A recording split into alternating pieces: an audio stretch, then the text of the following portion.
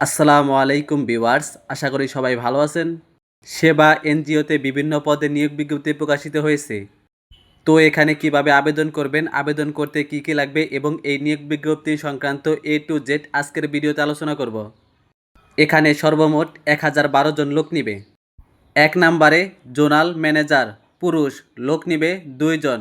আবেদনের বয়স সর্বোচ্চ 45 বছর। শিক্ষাগত যোগ্যতা স্নাতকোত্তর অভিজ্ঞতা, জোনাল ম্যানেজার পদে সর্বনিম্ন 3 বছরের অভিজ্ঞতা থাকতে হবে।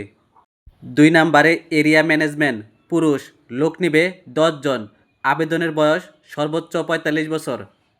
শিক্ষাগত যোগ্যতা স্নাতক বা স্নাতকোত্তর অভিজ্ঞতা, স্নাতক ডিগ্রিধারীদের স্বপদে 3 বছরের অভিজ্ঞতা এবং স্নাতকোত্তরের ক্ষেত্রে ন্যূনতম শাখা ব্যবস্থাপক পদে মাইক্রো ক্রেডিটে 3 বছরের অভিজ্ঞতা থাকতে হবে। 3 নম্বরে ব্রাঞ্চ ম্যানেজার, পুরুষ, লোক নিবে 125 জন। আবেদনের বয়স সর্বোচ্চ 42 বছর। শিক্ষাগত যোগ্যতা স্নাতক বা স্নাতকোত্তর অভিজ্ঞতা, স্নাতকদের ক্ষেত্রে স্বপদে এবং স্নাতকোত্তরদের ক্ষেত্রে ন্যূনতম সহকারী শাখা ব্যবস্থাপক পদে মাইক্রো ক্রেডিটে 3 বছরের অভিজ্ঞতা থাকতে হবে। 4 নম্বরে সহকারী ব্রাঞ্চ ম্যানেজার, পুরুষ, লোক নিবে 100 জন। আবেদনের বয়স সর্বোচ্চ 40 বছর। শিক্ষাগত যোগ্যতা স্নাতকোত্তর অভিজ্ঞতা, স্বনামধন্য প্রতিষ্ঠানে মাইক্রো ক্রেডিটে ন্যূনতম 2 বছরের অভিজ্ঞতা থাকতে হবে। 5 নম্বরে অ্যাকাউন্ট্যান্ট, পুরুষ, লোক নিবে 125 জন। আবেদনের সর্বোচ্চ বয়স 40 বছর। শিক্ষাগত যোগ্যতা বাণিজ্য বিভাগে স্নাতকোত্তর থাকতে হবে। 6 নম্বরে কমিউনিটি ম্যানেজার মাঠকর্মী, পুরুষ ও মহিলা, লোক নিবে 300 জন। আবেদনের বয়স 22 থেকে 35 বছর পর্যন্ত। শিক্ষাগত যোগ্যতা স্নাতক বা স্নাতকোত্তর, স্নাতকদের ক্ষেত্রে স্বনামধন্য মাইক্রো ক্রেডিট প্রতিষ্ঠানে ন্যূনতম 2 বছরের কাজের অভিজ্ঞতা থাকতে হবে। 7 নম্বরে কমিউনিটি ম্যানেজার মাঠকর্মী, পুরুষ ও মহিলা, লোক নিবে 350 জন। আবেদনের বয়স 20 থেকে 35 বছর পর্যন্ত।